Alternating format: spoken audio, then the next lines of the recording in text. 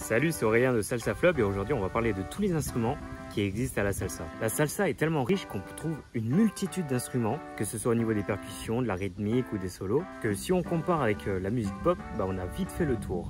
Pour les musiques pop actuelles, c'est très rapide. On a guitare, piano, basse, batterie et c'est fini. Et parfois juste un synthé, ça suffit largement à modéliser tous ces sons-là. Revenons à la salsa.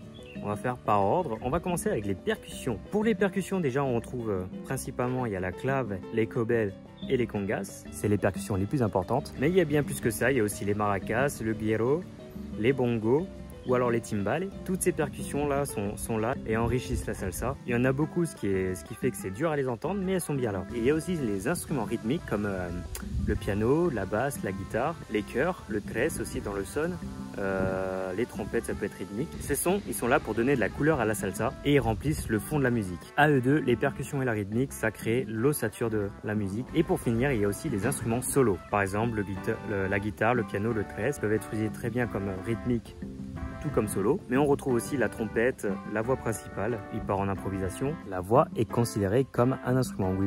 Tous ces instruments sont là pour improviser et jouer sur le reste des instruments. Ils vont habiller le corps et le squelette formé par le reste. Du coup, quand on passe de la musique pop à la musique salsa, on peut vite se sentir perdu. Il y a beaucoup de sons que l'oreille n'a pas l'habitude d'entendre.